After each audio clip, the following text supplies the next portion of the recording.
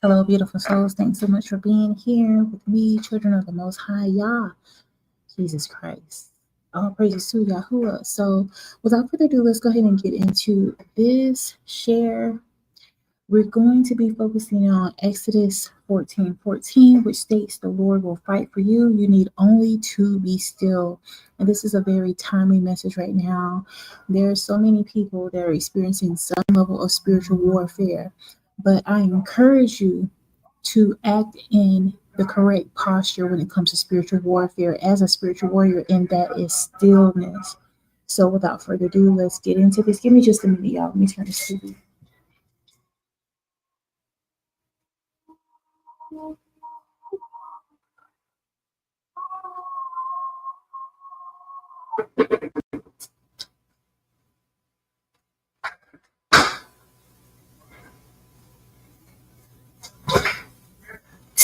All right, so here we go. So there are moments in life where everything around us feels as a battle.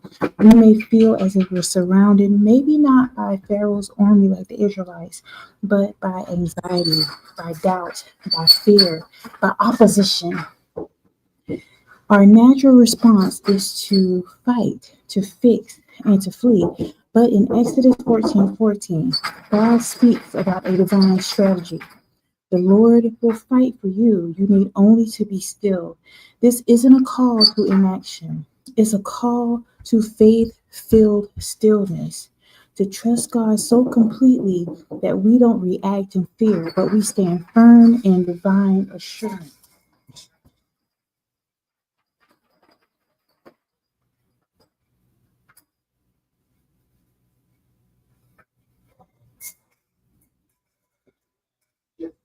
This is the posture of spiritual warfare. Spiritual warfare is won through divine surrender. And let's go ahead to the story of Moses. Okay, Moses stands at the edge of the Red Sea. The enemy is closing in. The people are panicking, but Moses says, "Stand firm and see the deliverance the Lord will bring to you today." So, in our spiritual battles, the first weapon is surrender, not to the enemy, but to the Almighty. We don't fight with carnal weapons, but with faith. And that is from 2 Corinthians 10:4. Our stillness is not passivity. It's not that you're being weak or being a punk or anything like that. It is positioning yourself. When you position your heart in faith and you let God move, consider the weapons already being overcome that was postured up against you. Let's go ahead and get into this affirmation, which is, I assume that God is already working behind the scenes. I am divinely protected and guided. Let's also share in regard to the law of assumption, because faith that sees what is happening for you before it actually comes into the physical. Also in Mark 11:24, whatever you ask in prayer, believe that you have received it and it will be yours. This is the essence of the law of assumption. Believing it is done before it manifests. And I know some people may think that, if you focus on things like the law of assumption, that is metaphysical, but all these things are biblically based. And furthermore, when it comes to this belief in regard to assuming that the war is already won, when the Israelites stood before the Red Sea, it hadn't parted yet, but they were called to believe that God would make a way. The battle was already won in the spirit before the sea split in the natural. So the next affirmation is, I assume that every Red Sea in my life is parting. I walk in victory now.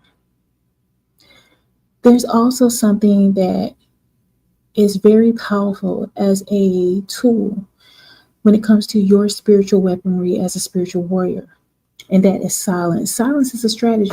Sometimes the greatest sound in spiritual warfare is not saying anything at all, complete silence. The Most High, Yahuwah, allowed his son Jesus to remain silent before his accusers. That's based on Matthew 27:14. Also, David wrote, "Be still before the Lord and wait patiently for him." Psalm 37:7. So stillness confuses the enemy because it shows trust. When people are trying to do things to hurt you, people are trying to talk crap about you or make you feel inferior, inadequate. Okay, we experience this in so many different aspects, even day to day going out into the world. When you take on the posture of being unbothered, when you allow yourself to not even operate on their level and you focus on your stillness, it confuses the enemy. They don't know what to do, because what it does is it mirrors all the things that they're doing towards you, the spiritual warfare they're trying to bring your way. Stillness is spiritual boldness. It's choosing not to fight the way that the world does, but to stand still and let God be God. The next affirmation is, in my stillness, God speaks and moves. I trust divine timing and provision. Also, let's move on to the very next thing, and that is, the enemy that you may be seeing today, you will not see anymore.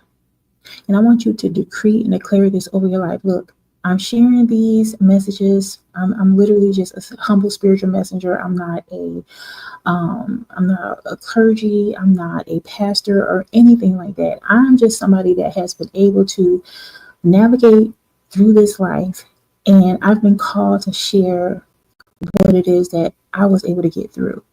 And so, in my humble opinion, being biblically sound, actually connected with the Most High God, has been my saving grace. I've been able to get through things that I don't even know how if it wasn't for the Most High God.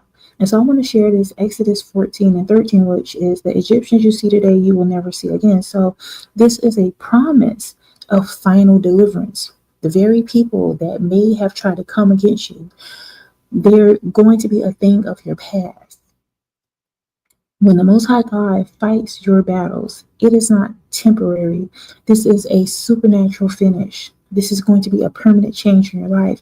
So when you operate from the assumption that the battle is already won, you don't just survive spiritual warfare, you dominate in the spirit. Let's move on to our next affirmation is, the enemy is defeated. I walk in complete and final victory. I see only peace and abundance. And I want to share a few other declarations. You could repeat after me or just simply listen. And that is, it is already done. God is fighting for me. I walk in faith, not fear. My Red Sea is opening. And this is why it's so important to stand still. This is what the enemy wants you to do. The enemy wants you to get out of character. The enemy wants you to act a fool. The enemy wants you to jeopardize the blessings that the Most High has for you. And this is why it's so important to not give them any of that. There are going to be moments in life when it feels as if there's so many waves crashing harder and harder around you. It may even feel as if sometimes, like, how am I going to be able to handle this? How am I going to be able to come? But the enemy that is posturing up against you, and again, when I say the enemy, this could be in a form of fear.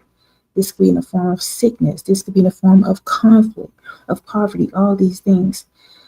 The Most High is wanting you to understand that by speaking against these things, you align yourself with the truth of Exodus 14:14, which is, the Lord will fight for you. You need only to be still.